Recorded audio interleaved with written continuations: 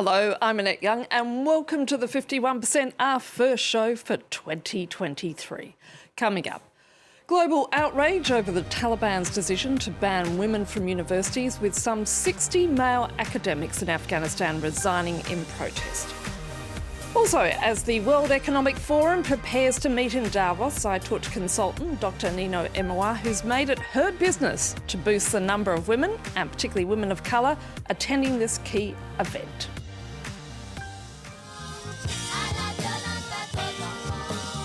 And hitting the right note, the girl band from the West African nation of Benin, who used music to raise awareness about the need for equality. But we begin in Afghanistan, where some 60 male academics have reportedly resigned in protest at the Taliban's decree banning women from higher education. Yet women themselves are risking their lives to challenge the ban. Monty Francis has the story of a group of young women who are resisting by using social media to organise. By speaking out, they risk everything. In Afghanistan, women can face imprisonment and even torture for challenging the Taliban. There's also danger behind the scenes. This group of young women is organizing online. Following the nationwide ban on women at the country's universities, they amassed an online community of at least 500 members. We're not revealing their names to protect their identities. Look how many shares we've had on Twitter. More than 17,000. When they announced the ban on women attending university, all of us started crying in the class, our professor as well. Everyone was very sad. Why don't we have the right to study? What have we done wrong? In spite of their sorrow, these young women say the Taliban has not destroyed their dreams for the future. This is my university medal. I was one of the top students in my class. This 22-year-old law student has not abandoned her goal of becoming a judge. Under the first Taliban regime from 1996 to 2001, everything was forbidden. Women couldn't go out in public alone. When we compare that period to what's happening now, there is little difference. But there is one important change. Now we can inform the world through social media.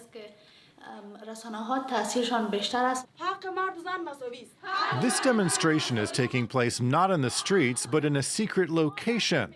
The hope is to draw the attention of the international community. These women say without a free press in Afghanistan, they feel abandoned.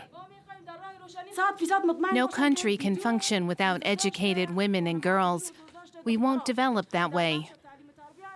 The Taliban are trying to keep us in the dark ages.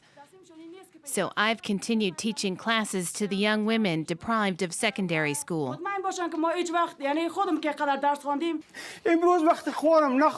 In response to the outcry by Afghanistan's women, some men are rallying to the cause. This university professor shocked viewers when he ripped up his diploma on live television in protest. And a group of male students walked out of their university exam, hoping to add pressure on the Taliban's crackdown against their female classmates. Now, later this month, world leaders will gather for this year's World Economic Forum at Davos in Switzerland. But do a Google search about women at Davos and not much is going to come up, simply because female representation at this massively important event is still very low indeed. 100 Women at Davos is a community of impact-driven women leaders established by Dr Anino Emuwa. She joins me now from Lagos in Nigeria. Thank you so much for your time, Anino. Davos is a must-attend event for anybody in high levels of politics and finance. Yet in 2022, its attendees are titans of business and political leaders who are still mostly men. There are very few women and hardly any women of colour. So what impact does that have on global financial leadership? I think this is really an important question. We are at a time where we are facing a global crisis. In fact, economists will call it perma-crisis. And this is a time where we need to have all talent aboard in order to help solve problems, particularly in leadership. We have, of course, we're coming out of COVID. We haven't sorted out the effects of COVID yet. We're dealing with the fallout from Afghanistan, also from Ukraine. Now, there's so many challenges that are facing the world right now. We have a recession, right? And in fact, I think that we hear that a third of the countries might be in recession this year. These are huge challenges, and we need to have the best talent on board. And we know that talent, obviously, is equally distributed between men and women. And not having sufficient representation means that we're losing out on some of that dealing with challenges and, of course, problem solving. Anino, tell me, what was the final trigger that made you establish 100 Women at Davos? As a student of economics many years ago, I'd always heard about the World Economic Forum, and I never imagined I would be invited to attend. But I did attend, and what I found, in this conference center with 2,500 people, of course, it was mainly men and not very many women, and I felt a little bit out of place. It was when another woman came up to me to speak to me, and then, there was a third. I realized the power of community for women, because of course we have a lot to contribute, and we must feel comfortable in the space. We need to be seen, and it was at that moment I realized that it couldn't be just me feeling this. It must be other women. Yet it is a sideline event. Doesn't that say everything? It does say a bit, but I think that when you look at the numbers, and even though you call it a sideline event, the forum itself probably has 2,500 people. Altogether in Davos for the World Economic Forum in that week, you probably have 7,500, and the estimates are probably even, up to 10,000. So you have 3 times as many people, at least, outside the walls of the World Economic Forum.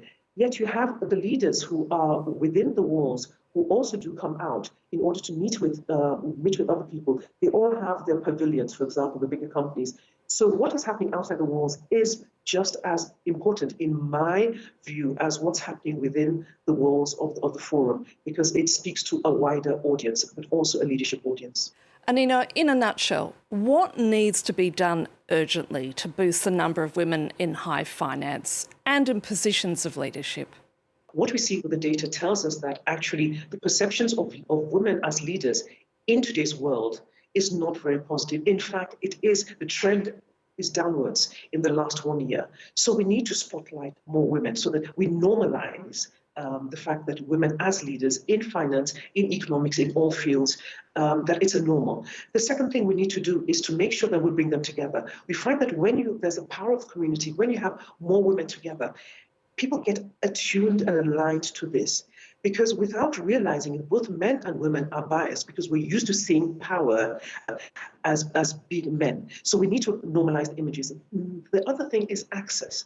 We need to have access. Decisions are made behind closed walls. We need to get women into those rooms. We need to get them at the decision-making tables. We also need to get them into the informal networks. Informal networks are very often where contacts are made, appointments are made, right? At senior level, it's not about filling an application. It's about people who know you. So access and visibility and normalizing women in leadership, I think, are some of the key things. What we're doing is trying to create a workplace that is more attuned to women. Annette Young, it's been great speaking to you. Thank you so much. Thank you very much, Annette. And finally, a girl band like no other. A group of young girls from the West African nation of Benin dance and make music to raise awareness about women's and children's rights. Emmanuel Londe has this story.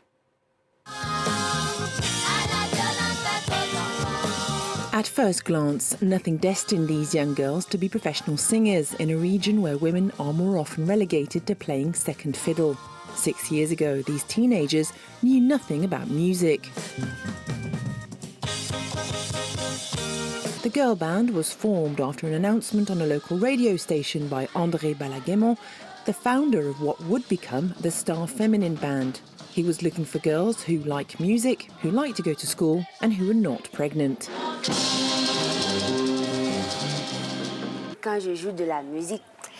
When I play music, I am happy.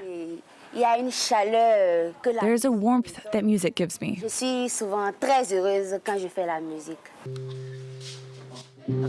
The promoter of the group has been fighting to raise awareness on women's rights. He witnessed a lot of domestic violence as a child himself. Blood was running everywhere. It hurt. I was crying. To this day, I have this image in my head that this man could have hurt his wife, and no one did anything about it. Star Feminine Band sings in several Beninese languages, in French and in English. They've successfully made their lyrics catchy, despite singing about female genital mutilation, forced marriages or children's rights. When I'm on stage, I'm proud to pass on my message. I would like women to be recognized in society, to not have their rights violated. Here in Benin, women have changed because their husbands used to abuse them in their homes. They have seen for themselves they have the ability to fight for their rights. The band has already released 2 albums produced by a French record company that defends artists who are difficult to sell. Since then, the Star Feminine Band has been touring Europe. And that's all for now. You can keep up with the 51% on Facebook, Instagram or Twitter. Plus, you can catch our previous programs on the France 24 website. So until our next show, bye for now.